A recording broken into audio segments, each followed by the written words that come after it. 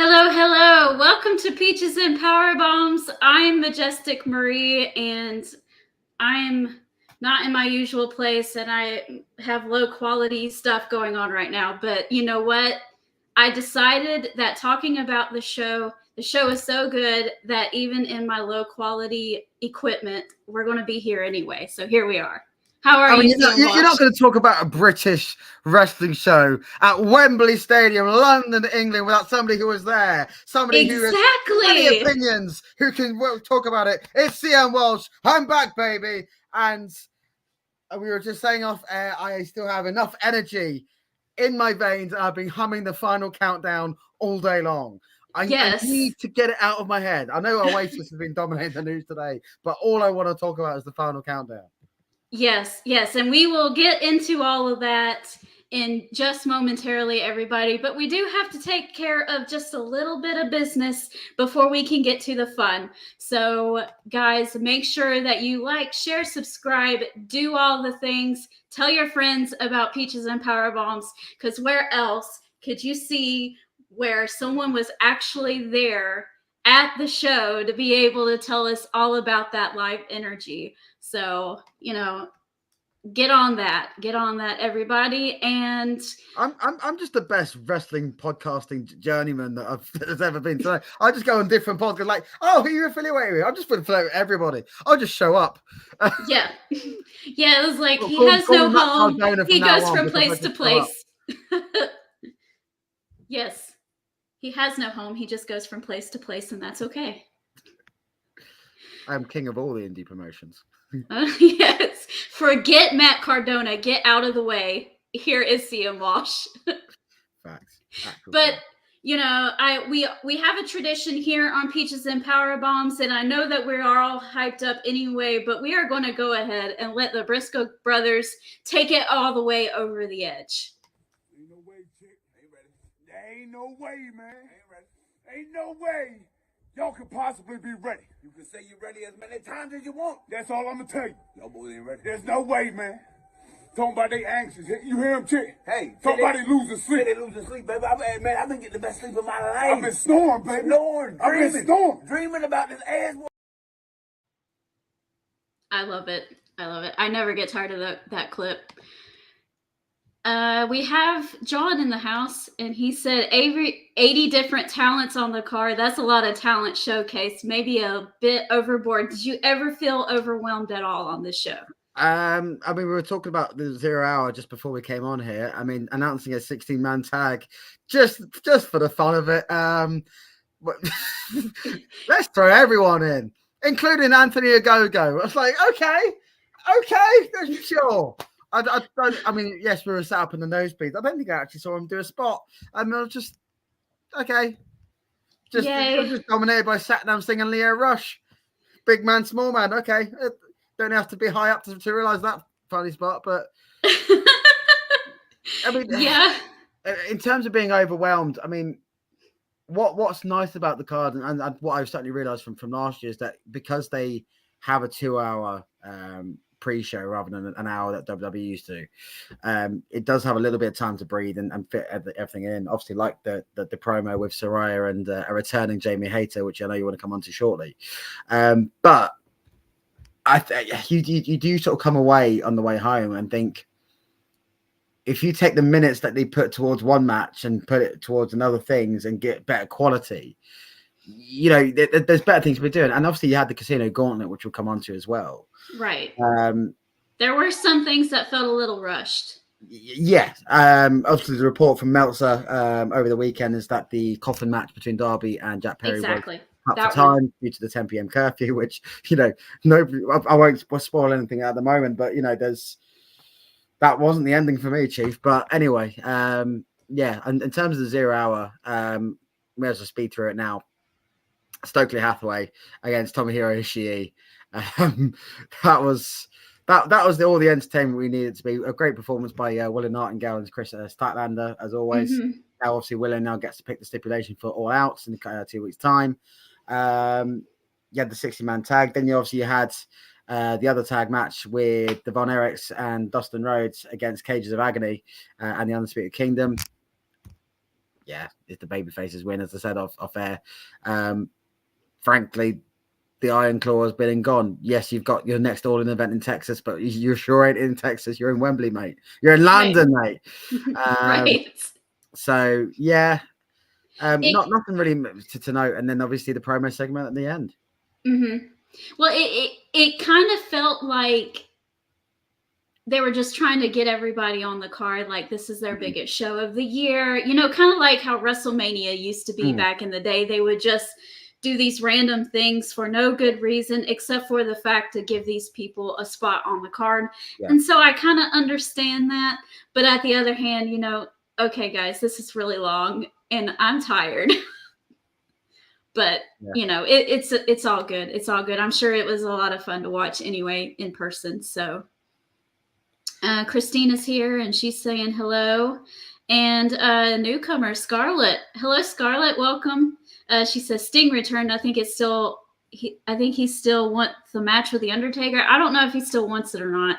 But it was nice to see him otherwise. That was a nice little spot there. I'll come on to that. I have all the opinions. Okay, well, one thing I did want to mention, and I know you briefly said something about it, was on 0 Hour, we did get the return of Jamie Hayter. Saraya came out there saying that she was going to hold the show hostage for not getting a spot on the card in her hometown and everything. So, and then out comes Jamie Hayter. And did they actually have a match, or did they just have a few? They had a brawl. I mean, obviously, Saraya had to bring all of the Knight family, and of course. I mean, what a difference 12 months makes. Obviously, Saraya 12 months ago was going into the women's four-way to win the title, and she had her moment, and now she's in the pre-show getting booed out of the building. She's a heel, but I mean, you talk about being overwhelmed. I mean, you can be looking at the roster at the moment, and I said this a lot over the weekend, where so many names were in for the Casino Gauntlet and everything else that actually, yes, they have the outlet of Ring of Honor and have, spreading it out wide in the Indies, but actually, what are you actually achieving? What are you actually achieving by having so many people involved? You can't book everybody. Right. And, yes, obviously TK is having negotiation with Warner Brothers to renew Dynamite and Rampage and Collision. But, what are you trying to get out of the stories? And so I think Saraya's just been a victim of just being misplaced. Yeah. I think Athena versus Saraya at some point, if Ring of Honor were ever to do a show in the UK, would be a belter because they have time to breathe. Yeah. How did you feel Jamie Hayter being used here with Saraya, other than maybe coming out during Britt Baker's match instead? I think they sort of knew the reaction Britt Baker's match was going to get with Mercedes Moné, and boy did it bomb. We'll come on to that. But British person versus British person, I think it was just heel into a babyface pop. Obviously, they just announced, formally announced that they were doing Forbidden Door again over in London with a venue yet to be announced. And obviously, they had Grand Slam is going to Brisbane, Australia in February next year. Okay.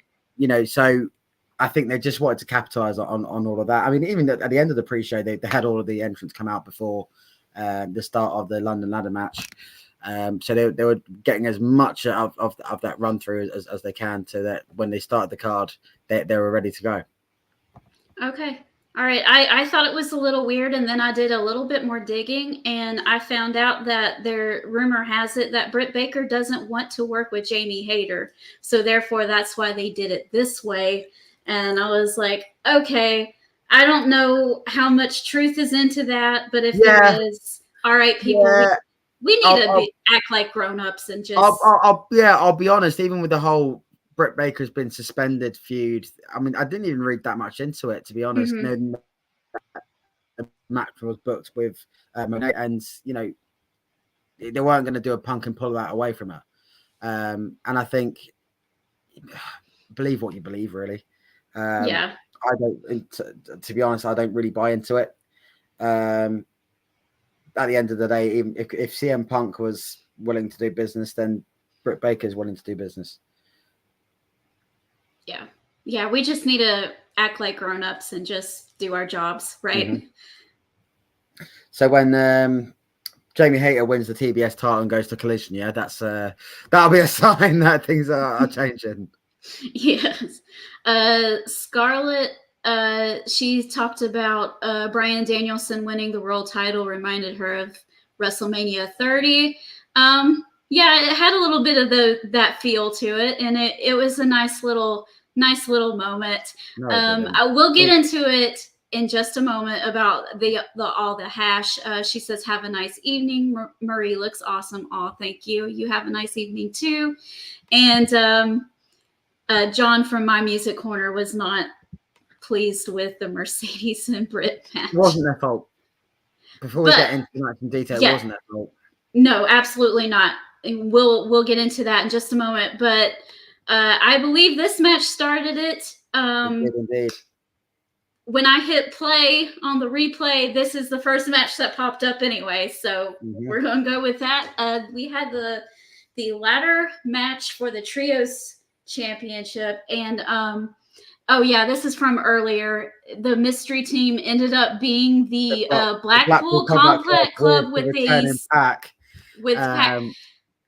Did you think that was a little odd? I was like, where's John Moxley? He's in their group. Yeah, I mean, they've only ever teamed once before. Pac missed out on his opportunity last year, and obviously that BCC went over. I mean, you know, Claudio Castagnoli just come back from Mexico winning the CMLL Grand Prix. So getting in all the air miles. It was a really good match. Certainly it led to longer term storytelling throughout the night with the patriarchy. Which I thought was really neat. House of Black, you're always going to get a good performance out of the House of Black. Let's not beat around the bush here. And yeah, it was just a really well-balanced match. And, you know, that's exactly what I mean, many thought that it was going to be MJF Ospreay that was going to start the show to get everyone going, or even the Casino Gauntlet, but you had a 12-man ladder match. It was going to be chaos. We got tables and everything else in between. It was everything that it needed to be. Right. The match itself was fine and everything. I didn't have any quibbles. I just thought in terms of storytelling, Pac being in this match didn't really make much sense. He's just kind of seemed thrown in there with these guys. I thought it would have been better if we got like a return of John Moxley, and that would have really kicked things into gear if you really wanted to start off the show with a bang and have John Moxley come out there with them, and maybe put Pac like in the Casino Gauntlet or something. Yeah. I mean, I think with everything going on with the Lucha Brothers and their contract negotiations, I think it was still important to get Pac on the card in a prominent match. I think obviously what we got out of the Casino Gauntlet, I think if they thrown him in there, I think everyone would have lost their actual minds. But I think that it's not the worst placement for him, really. It really isn't. It's just weird that the BCC has another team member and he didn't show up to win the trios titles with his actual team. That was just my little quip. Nothing against Pac. Nothing against him being on the card or winning a match or anything like that. It was fine. Oh, I am sorry, Scarlett. Christine says that she can't stand the patriarchy. For what you want to say about Christian Cage, and there's a lot to say about Christian Cage throughout the evening. Yes. He is still going strong and nailing his character performance as a fantastic heel. Yes. Especially with Killswitch / Luchasaurus, whatever he wants to identify as now. The storytelling throughout the night, running off immediately as the bell went off, you know, getting involved as and when, being that slimy little heel, it was perfect. Everything it needed to be. I mean, besides MJF, can you think of a bigger heel in that company than Christian Cage? I really can't. He's up there for me. I mean, on the men's side. So Swerve did give it a pretty good go. I'll be honest. Well, I mean, he was a face, but he had to just kind of I don't know if it's temporary or not, but he had to transform into, because no one's going to boo Bryan Danielson. No. So he just had to take on that not role after this singing time. the final countdown at the top of our lungs. We will never boo Bryan Danielson. Exactly. And I believe this, correct me if I'm wrong, I believe that the AEW Women's Championship was up next. And my goodness, talk about storytelling. They nailed this story from beginning to end. The match, I loved every minute of this. Mariah May, I didn't know much about her before she came into AEW, but this whole thing with her and Toni Storm and the All About Eve storyline has just been fantastic. I've enjoyed this so much. How did it feel there to see Mariah May win the title? Fitting of an award-winning performance at the end of the day. I love her time as Toni Storm. Again, the 12-month arc, it was that fatal four-way that she came out as this character that nobody made sense of. She came out to the national anthem, which didn't make too much sense from somebody from Australia. But what she's created into the masterpiece, embodying it, even at the AEW celebration the day before, getting involved with Mariah May, having to cancel Mariah May's meet and greets because Toni Storm attacked her. Bravo. Yes. She deserved her flowers at the end. Yes. One of the things that I have always been critical of AEW was their women's division and how I always felt like they didn't give the women real storylines. They always just threw something together last minute and said, okay, here's your match, go. And they're like, okay, well, this is all we get. But this has probably been my favorite thing in AEW all year, basically. It's been fantastic. Absolutely. And I think from the criticism we were saying 3 or 4 years, even 2 years ago, of Tony Khan's booking of women's wrestling to where we're at now, yes, it's not perfect, but he is making more quality decisions about storylines between for the AEW title and the TBS title as well. And I think similarly with Ring of Honor as well. I think he's been a lot more measured and a lot more well thought through with how he uses his women. Absolutely. I mean, you have actually 3 really good women's stories on their main roster right now with Mariah May and Toni Storm and Mercedes Moné, Britt Baker, and Chris Statlander and Willow Nightingale. And then on the Ring of Honor side, Athena is basically unstoppable at this point. She's running out of people to beat. And then obviously in the stands, you had Miro Shirakawa watching on. So that adds another layer of anticipation with that, which, you know, it's just perfect. It was brilliant. Yes, absolutely. All right. I think this was next. The Jericho and Hook match. And have you seen the photos of the toilet queues? Hi, guys! It's the learning tree! Yes, it's really funny on TRWC tailgate party. My new co-host Ray All Day, he says it's tinkle time whenever sorry, your inferior co-host. Yep, carry on. Yeah, he calls it tinkle time with Ray All Day when Jericho comes out.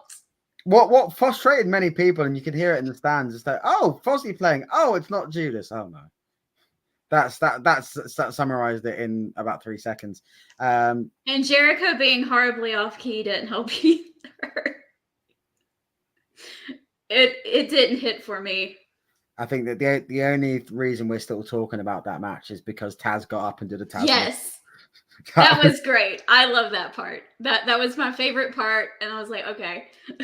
And then, Hook got his big win over Jericho. So kudos to him. So expect them to feud for another 4 months. Oh, gosh. It needs to end right here. But, Jericho can't just let anything go and let somebody look strong after being in a match with him. So and kudos to Big Bill. Big Bill throughout the week has been fantastic over here. Well received over in Dynamite, and obviously for the match as well, and some of the spots he took. I think Big Bill got the biggest pop besides Taz. Yes, for this match. Really So good for him. Good for him. All right. This was next. Is that correct? Or was it the tag? Yeah. Okay. All right. This thing was, besides the main event in MJF, I think this might be one of my favorite things.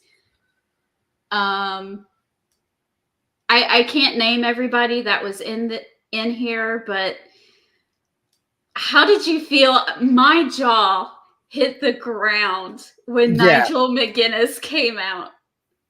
Yeah. I mean, I was frozen for probably a good minute or two when he came out. I was like, oh, it's Nigel. Yeah. I mean, let's break it down step by step, because it was layer upon layer upon layer. It was Orange Cassidy coming out to a Mr. Bean entrance. Oh, chef's kiss. Yes. Kazuchika Okada was number 2. I mean, perfect. And obviously Nigel McGuinness coming back. Nobody was talking about him all week. No. Nobody. And we were saying Michael Oku possibly because he dropped the title. We were saying Shane McMahon because we were mad. Which was fun. Kyle O'Reilly was next. Zack Sabre Jr. Yes. Zack Sabre Jr. and Nigel McGuinness. Nobody in them independent minds would have put them 2 in the ring in 2024, but we got it, and it was fantastic. And couldn't get enough of it. Yeah. I'm a huge fan of Zack Sabre Jr. I got to see him wrestle here a couple years ago, and they didn't have barricades around the ring, so you could stand at ringside, and I was standing right underneath the turnbuckle and just watching him and Martin Stone wrestle, like right here, and I was like infatuated the entire time. I was like, I'm going to die if they decide to do a dive, but I love this. It'd be worth it. It's worth It'd be worth it. Obviously, Roderick Strong, Mark Briscoe, Hangman Adam Page. Yes. Which I think we talk about misusing Pac. Obviously, what we got later on in the night. Didn't think Page was too fit. I know he was announced for it. There's more to be done with it. Double J, Jeff Jarrett, who of course got a good pop on Dynamite. Yes. And then came Ricochet. Yeah. The contract got announced a couple of days before, pretty much unofficially. And then the pop he got, people there was beer flying around when Ricochet came out. And what people were realizing as the entrants were coming through was, oh, Ricochet's walking in the ring with Kazuchika Okada and Zack Sabre Jr. and Orange Cassidy. Oh, and Nigel McGuinness. It's like what? Yeah. Which was just utterly insane. Really good showing. I think he's got a match for Wednesday, hasn't he? Already. So he's getting stuck in, not messing around. Christian Cage, and then obviously Luchasaurus at the end. Christian Cage pulling double duty. Yes. Yeah.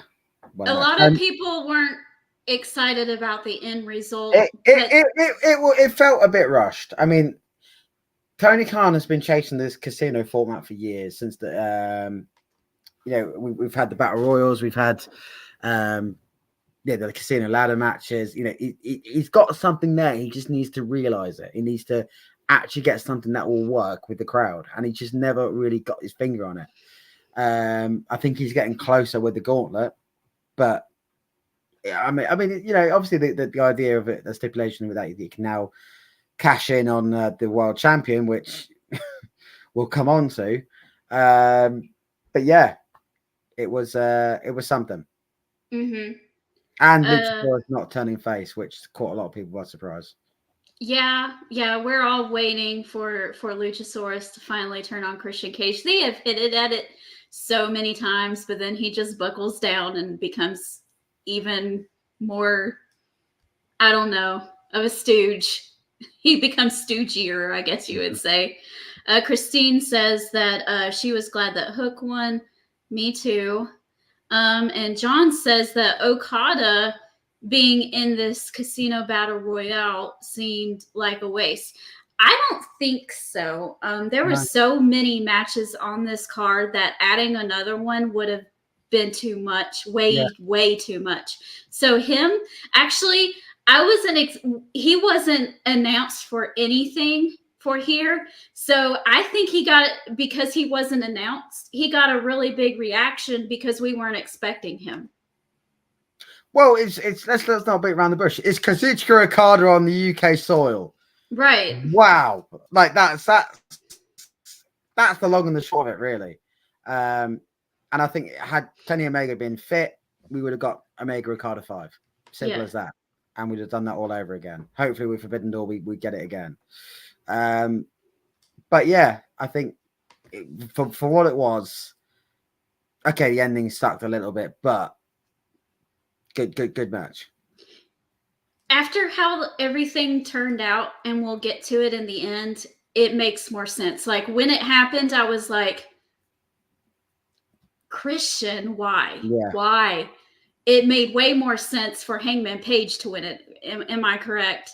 With the way things. A lot of the reports at the moment is that I think the Casino Gauntlet at Revolution was, or the previous one they did was won by Will Ospreay, and that was meant to be won by Christian Cage instead, but they gave the spot to Ospreay. So I think they obviously are still serious about Christian. He's still a fantastic athlete. Oh yeah.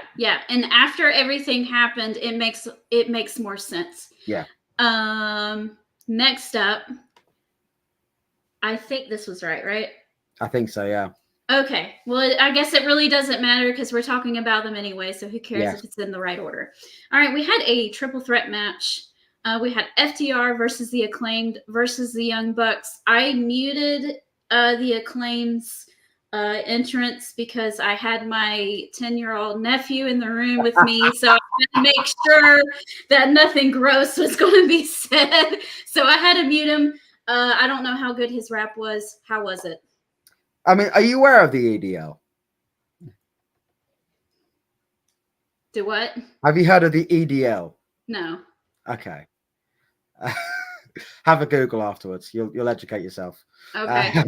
It definitely got a pop, and it was definitely funny. But a lot of people coming into this match thinking they claimed they're just coming into this match to take the pin, and I think considering the match we got between FTR and Young Bucks last year, it definitely opened up a lot of people's eyes. Okay, it is what it's going to be. The Young Bucks coming out in their Beatles with regalia, which I thought was pretty neat. It wasn't as good as last year. It wasn't as good as FTR Bucks as a full tag team match, but right. I think it did the job.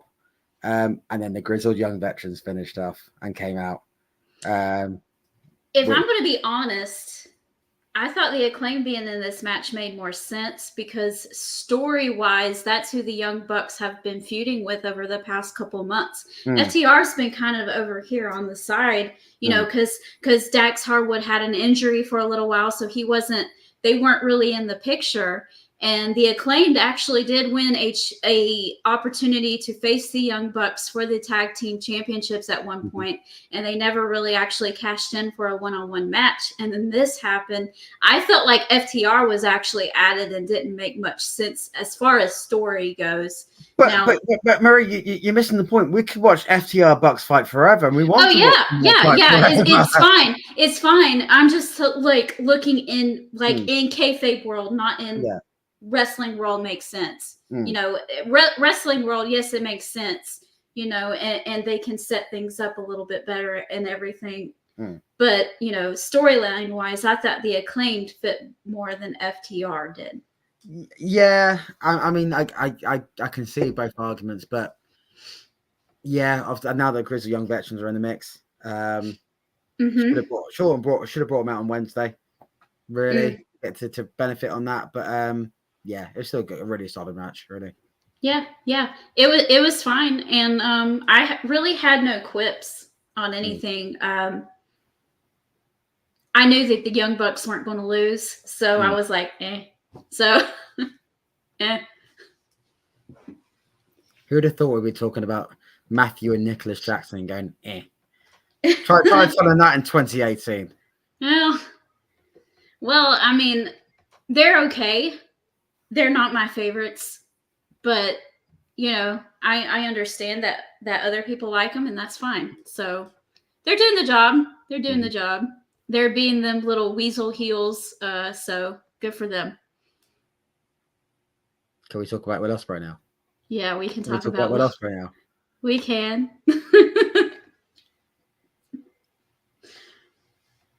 I still don't really have much words to describe what I saw. From the entrances to the finish, it was a masterpiece. Mm-hmm. And I haven't seen Meltzer's ratings yet, but if it doesn't get anything less than 5 stars, then it's a fix. Will Ospreay having the Assassin's Creed entrance, the build up. Oh, it was like watching arts in motion. And that was fantastic to watch. MJF, Uncle Sam, red, white, and blue, with a flag with his face on it. It was funny from where we were sat. We could see Ospreay's entrance going on, and you just see the girls coming out with the American flags. You just thought, "Oh God, this is going to end well." It's terrible.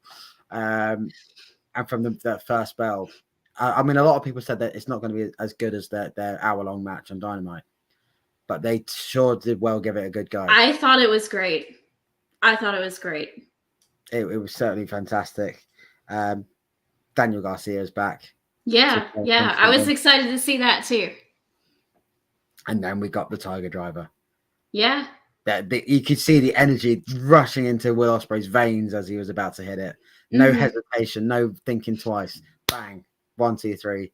There's your new AEW International Champion again. Yeah. What I loved about this is obviously MJF unraveled in Cardiff on Wednesday. Yeah, everyone was saying it was just this big facade as the big American hero, and then all of a sudden, no, he actually fears Will Ospreay and he can't beat him. Yeah, and it's perfect. Really great storytelling, and a little bit of a shout out to oh goodness, the name just went flying. Lex Luger with his outfit there, so that was a nice little touch. Yeah.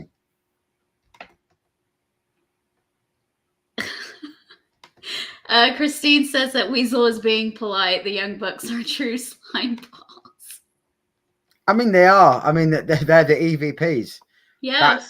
And you know, get when they got the spots with the Acclaim hitting EVP triggers, you think, oh, hated it. I loved it, but I hated it.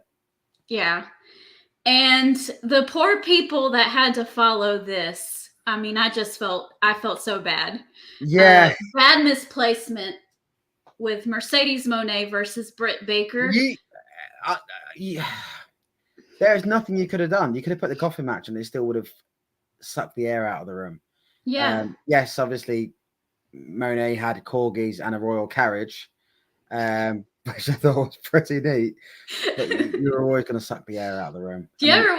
I was thinking, where did she get the corgis from? Did she just go to her friend and say, "Hey, can I borrow your dog?"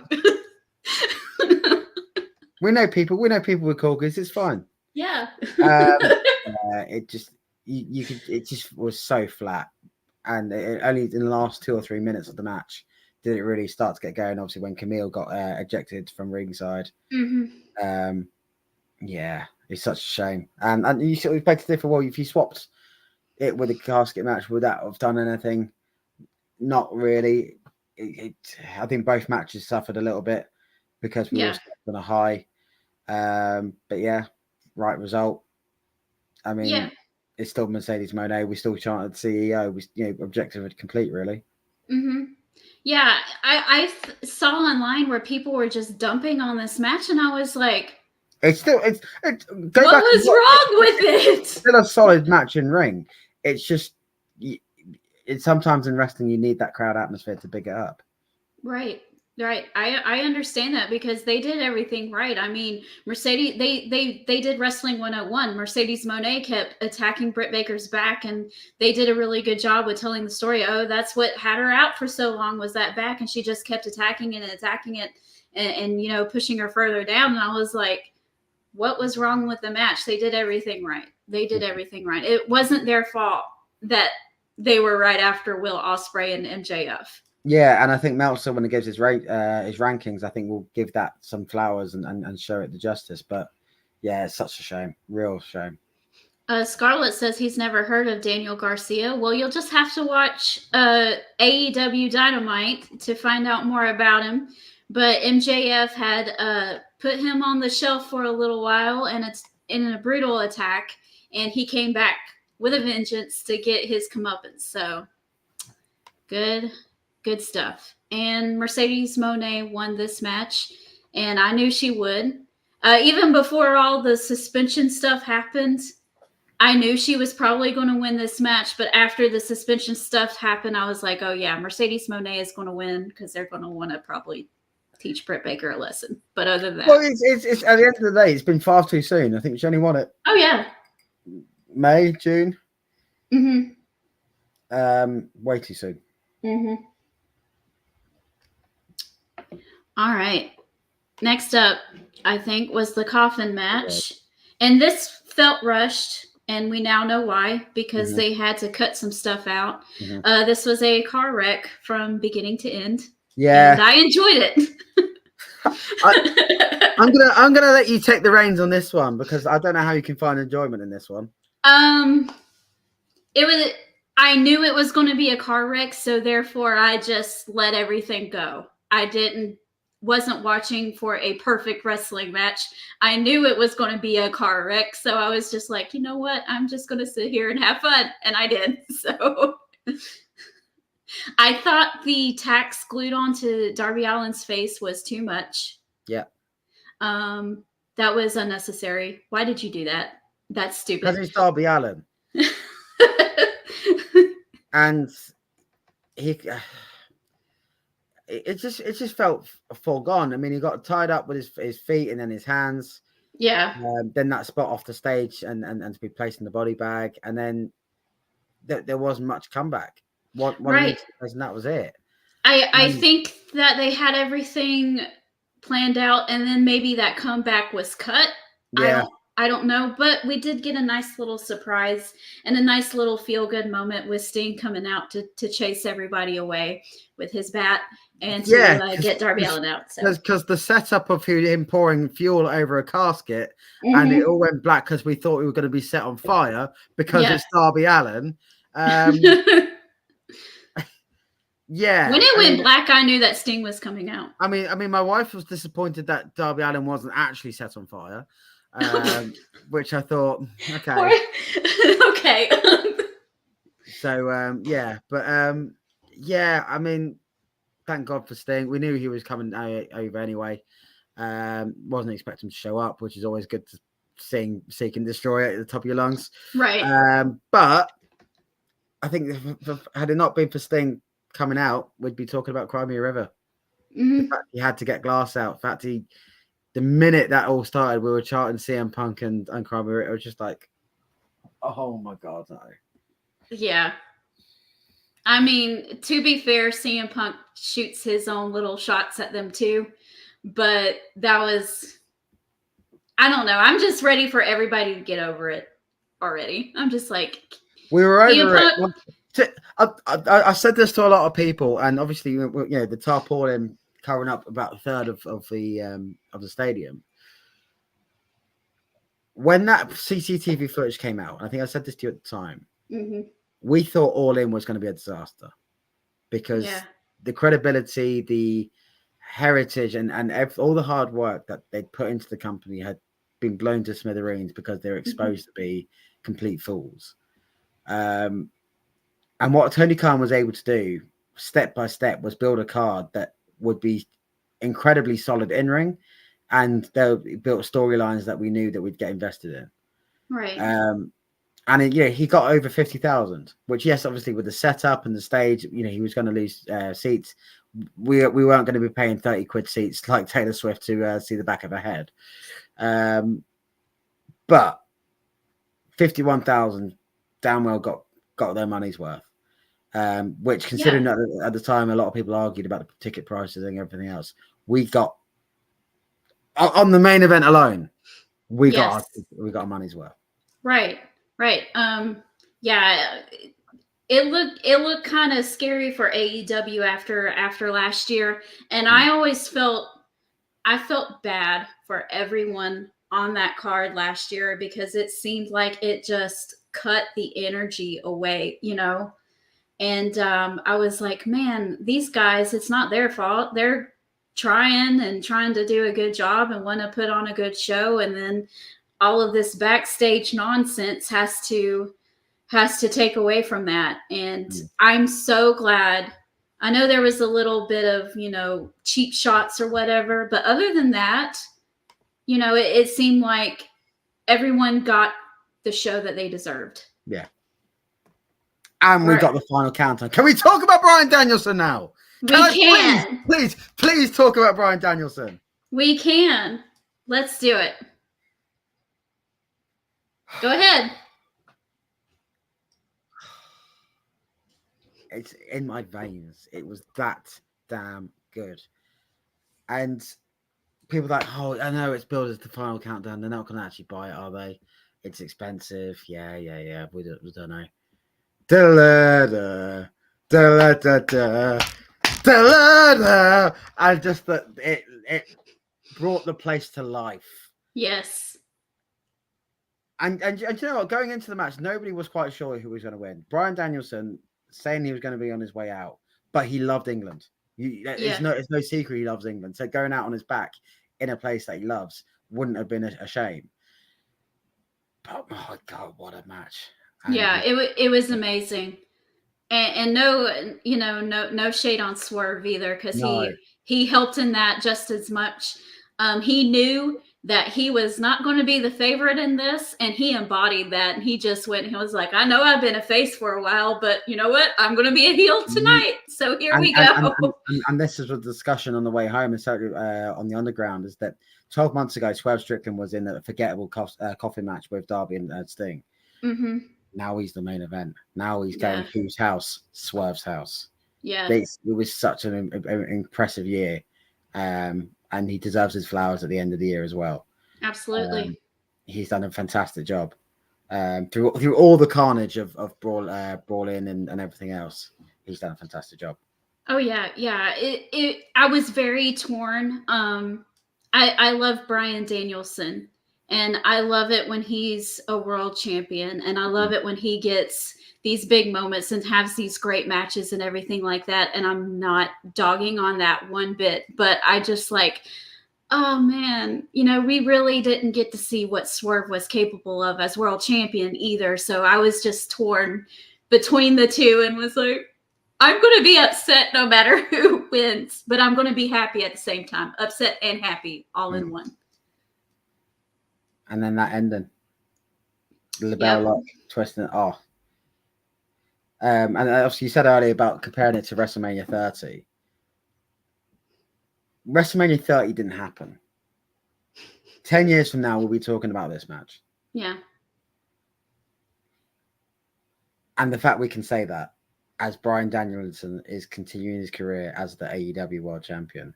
Yeah. Say what you want about Christian Cage now having a shot at him. Yeah. But Bryan well, everything makes sense now with Bryan Danielson winning. No one's going to boo him. So therefore, his next challenger should be a heel. So, I mean, it makes perfect sense now. And Hangman Page made sure that he got his little face up in there.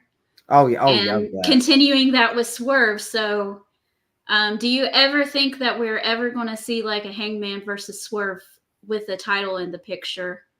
I mean, AEW has all the belts, so I think even if you put the Continental belt or the International belt in the mix, you're always going to get a good match between. Oh yeah. Even if it's the FTW belt between Adam Page and Swerve Strickland, as low as it may be, but it means they can go hell to leather and drink all the blood they want. They can go for it. Oh yeah. I mean, I know their feud has grown bigger than a title. I would just like to see a title with it at some point, because that story is, that hatred is so good. I don't know. I can never get enough of Hangman versus Swerve. It always delivers. It's always great to watch. 100%. But going forward, who cares? I think that was the thing going out. We could criticize Chris Jericho and Hook and Mercedes Moné for the rest of the night, but when you're walking out with fireworks as the final countdown just plays on a loop. Yeah, absolutely.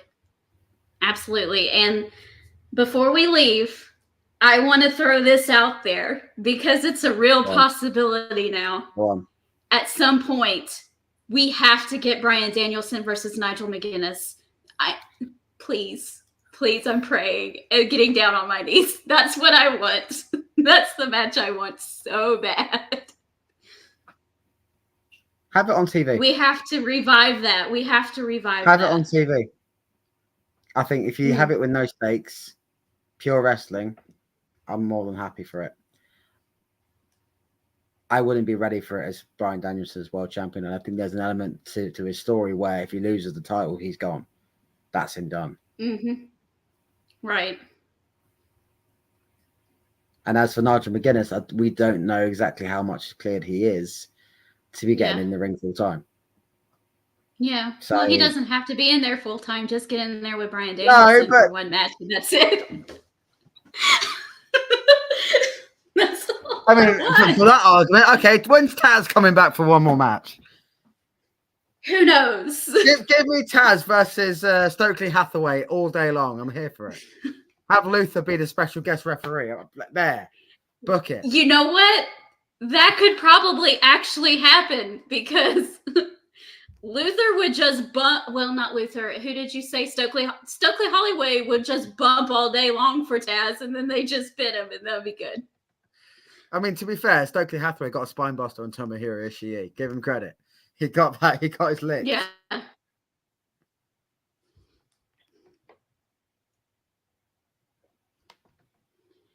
Christine says that they talked about. Did they talk about Nigel versus Bryan Danielson? I think they did. Okay. Well, maybe. Scarlett's saying Bryan versus Jericho would be better. Can we have a minute's silence for that? For how horrid, and I don't even know what to say to that. Well, anyway, that was the show. Yep. And it was great, and I'm so glad that you got to go and enjoy all of that live in person. There's nothing like wrestling live, and there's definitely y'all don't get many shows, so it's even better for y'all. Exactly. Regardless of what it was going to be like, we were still going to turn up and see how it was going to go. Obviously, now the discussion about Forbidden Door, a lot of conversation was being had when they announced leaked that the show would be in London next year, whether they were going to move it earlier in the year or what they're going to do. Obviously, Forbidden Door known to be an arena event rather than a stadium one. Now that obviously All In's going to be in Texas next year, I mean, it'll be interesting to see what they do with it and where they put it. O2 Arena has been suggested. The Wembley Arena has been suggested. Who can sit 15, 20,000, which still, let's not beat around the bush. Right. O2 Arena holds double what the Allstate Arena holds. It's still a pretty big place to hold a wrestling event. Yeah. And obviously with New Japan and that draw as well. So going forward, I think, there's still a lot of momentum within AEW within the UK. Let's see what the next 12 months holds in store. I think the best thing for AEW is to stop looking behind and just keep move forward and try to restore some of that good faith back. Yeah. And just worry about putting on good shows and just be done with what happened in the past. Yep. 100%. All right, guys. Well, that's the show. Is there anything else you would like to talk about before we say goodbye? I suppose we've got to pay tribute to the master and ruler of the world, Psycho Sid Justice. What a loss. What a monster in the golden age of wrestling. I mean, I was reading this a lot in the tributes. His name isn't brought up as much as your Undertakers, your Hogans, your Savages. Right. Your Michael, you go look down, Bret Hart, Shawn Michaels, and then this shit Sid Vicious. Obviously, there's a certain incident in 2000 in WCW, which we won't talk about, and there's an incident at WrestleMania 13, which we won't talk about, where he poops his pants in the middle of the ring during a tombstone. But for what he was at that time, holding the WWF title, being this behemoth, 6'5", 6'6" he was. Mm-hmm. What a career! What a man! And yep. so sad for the family that he's battling. But absolutely. Yeah, the legacy he lives behind. I think he's already in the Hall of Fame. Mm-hmm. There'll always be one Sid. Yep. Very sad news indeed. And my internet is starting to whack out, so we probably should go ahead and end it here. But yes, condolences to his family and his friends and fans all around the world. And thank you guys so much for joining us here at Peaches and Power Bombs. I will be back on the TRWC tailgate party tomorrow to preview AEW. We'll probably talk a little bit more about the show as well. Just keep tuning in. Anything that you're going to be on in the next few days or whatever? Probably not until the next UK show comes around. Always a pleasure. I'm always here. Good talking to you. All right. Good talking to you too. See you guys later. Bye.